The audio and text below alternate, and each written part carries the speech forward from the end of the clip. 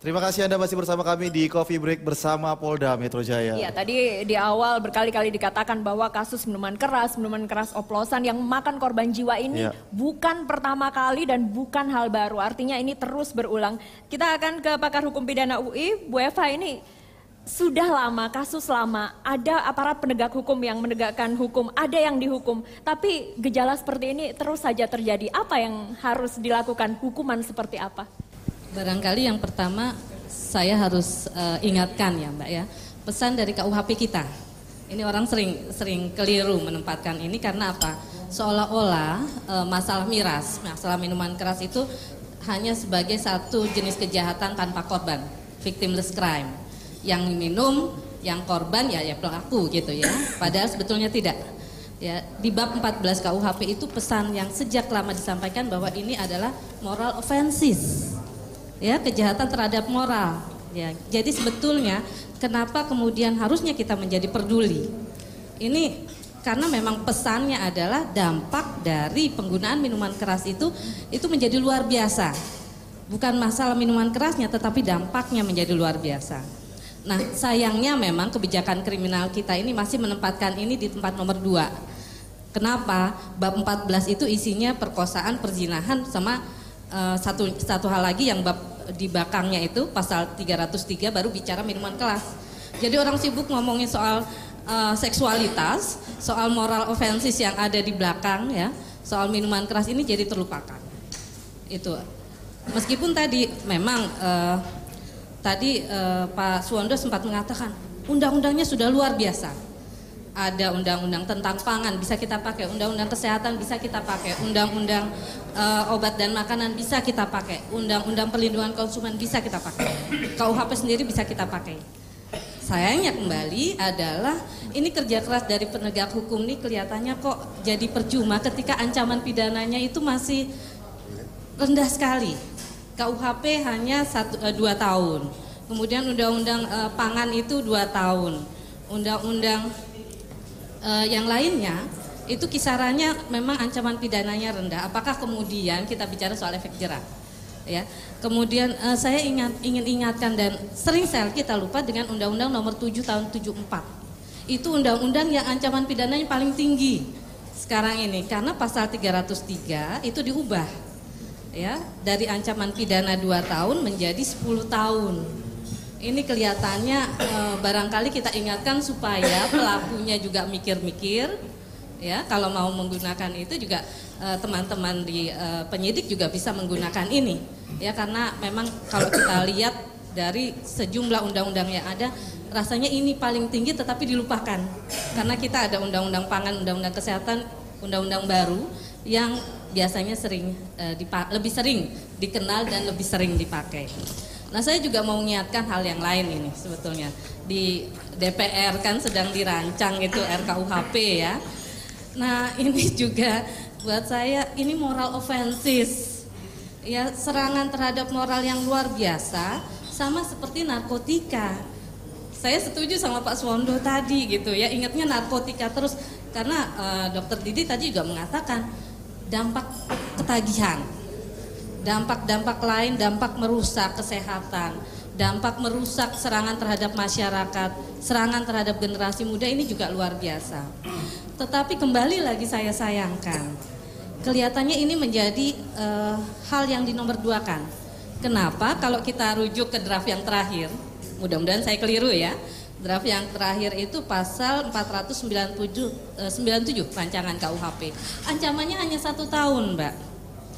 Setelah diubah jadi Undang-Undang Nomor 7 Tahun 74 10 tahun, ya, kemudian di Undang-Undang Pangan dia 2 tahun, Undang-Undang Kesehatan ini sekitar 5 tahun, dia meluncur jadi 1 tahun. Ini jadi perhatian kita semua untuk mengawal ini kalau kita menganggap ini penting, karena kita dorong, ya, bukan kita menganggap bahwa ancaman pidana yang tinggi kemudian mampu mencegah kejahatan, tapi setidak-tidaknya ini menunjukkan itikat baik kita, perhatian kita bahwa ini sesuatu yang sangat luar biasa, terutama terhadap generasi muda.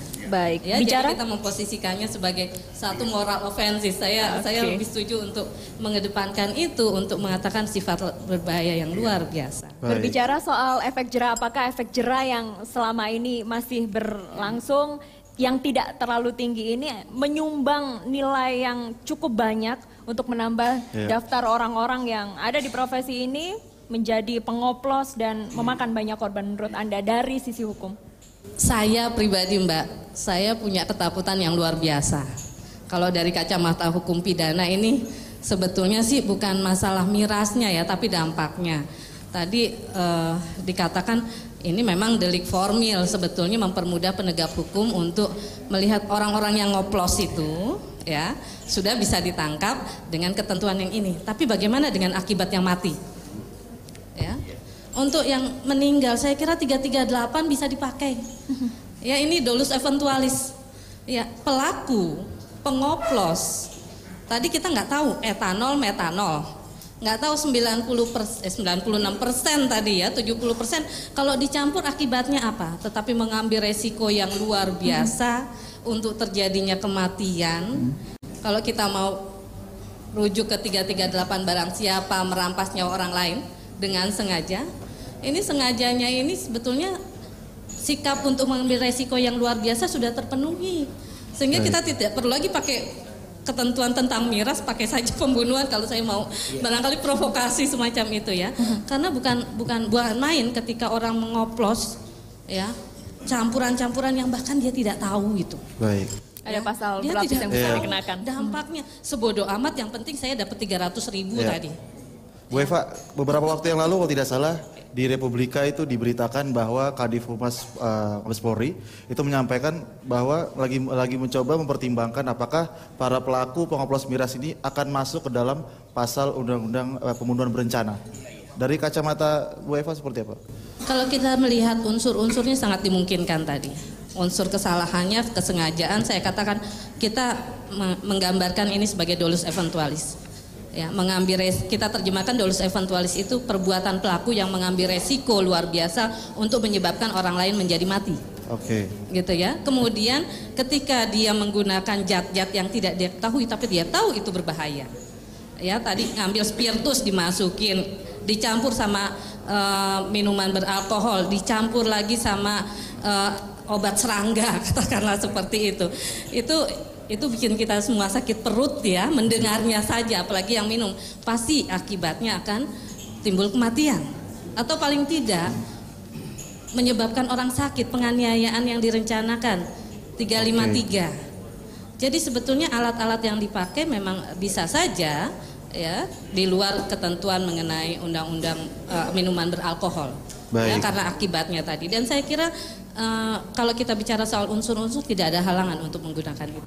Baik Bu Eva, dari perspektif hukum kita sekarang bergeser ke perspektif budaya. Kita akan berbincang langsung dengan Babe Ridwan Saidi. Bagaimana nih sebagai budayawan senior Babe melihat peristiwa yang fenomena yang terjadi di belakangan? Assalamualaikum warahmatullahi wabarakatuh. Kalau kita mengandalkan masyarakat saja, masyarakat kurang semangat nyerbu-nyerbu yang begini. Kalau ada orang berciuman, berperkosaan, masyarakat semangat nyerbunya. Itu kita jangan salah paham. Jadi tidak bisa hanya semata-mata kita andalkan masyarakat untuk bersemangat menghajar subversif peradaban. Tingkat yang dilakukan oleh miras oplosan adalah tindakan subversif peradaban. Sebuah kejahatan terhadap negara. Di dalam zaman Kerajaan Rau, seperti laporan Ibnu Batutah, atau Kerajaan Pasuruan seperti laporan Ferdinand Mendes Pinto, pelaku kejahatan terhadap negara dihukum mati dengan disuruh dia memotong lehernya sendiri. Kalau lehernya tidak coplok, baru algojo yang lempengin supaya dia coplok. 10 tahun lalu kejahatan ini bermula. Ini adalah kejahatan terorganisasi. Tidak mungkin 147 TKP yang sudah diendus itu bergerak sendiri-sendiri. Tidak. Tidak mungkin. Paling tidak kan dia saling mengerti soal pemasaran. Masa pemasaran menumpuk? Paling tidak ada komunikasi soal itu. Bahwa dia naif, di balik itu ada dalang, itu soal lain. Tetapi seperti halnya narkoba ada dalang, dan di balik itu ada kepentingan politik, kejahatan terhadap negara. Dan berdasarkan mereka punya evaluasi kenapa pada 10 tahun lalu dimasukin babakan miras oplosan. Karena narkoba tidak langsung, tidak fast and high dampaknya, lambat. Orang mati karena narkoba lama. Kayak sinetron berseri-seri lama dia. Ntar dia baik, dia kambuh lagi, dia baik, dia kambuh lagi. Ini kan langsung matinya. Dampaknya terhadap ketakutan publik besar. Bukan saja terhadap sang korban dan keluarganya, publik. Ini kan harus diberitakan. Tiap hari kita lihat angka statistik. Susul menyusul dengan pooling capres. Angka statistik kematian ini. Tiap hari kita lihat. Kita cemas. Jakarta bulan lama 14, sekarang udah 30-an kalau nggak salah. Kita makin cemas. Kita lihat juga wilayah kota mana lagi yang diserbu. Ini jelas subversif kalau istilah zaman dulu. Subversif, kejahatan terhadap negara, nggak bisa ditoleransi. Tembak mati, suruh dia potong lehernya sendiri pakai golok, kasih golok. Lu nggak mampu, tangan lu lemas, baru algojo lempengin leher lu supaya coplok. Nggak bisa main-main. Ini menyangkut eksistensi negara RI, NKRI. Dihancurkan dengan cara begini. Satu-satunya cara untuk negara yang begini besar, dengan 240 atau lebih juta penduduknya, dilakukan melalui kegiatan teror mental. Bukan lempar granat botol ke sono, granat botol ke situ, enggak. Mental dia dilumpuhkan, lemas. Dia tercerabut dari akar peradabannya. Nggak ada istilah yang setara dengan alat kelamin di dalam bahasa Indonesia maupun bahasa daerah. Tidak ada istilah yang setara dengan mabok-mabokan. Ini bangsa yang sangat beradab. Ini bangsa yang sangat beradab. Hancur. Mau dihancurkan, kita jangan diem dong. Kita ngelawan. Jadi jangan sekedar kita nunggu penggerbekan tidak sedasar perkosaan. Baik. Nanti Ya, jadi oleh karena itu nona-nona dan saudara-saudara yang gagah perkasa, saya menganjurkan agar dikeluarkan undang-undang hukuman mati untuk siapapun yang terlibat dalam organisme minuman oplosan, minuman keras oplosan. Hukum mati.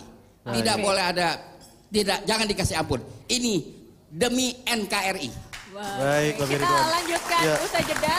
Apa saja yang bisa dilakukan untuk melawan? Pemirsa, tetaplah bersama kami. Coffee Break kembali saat lagi.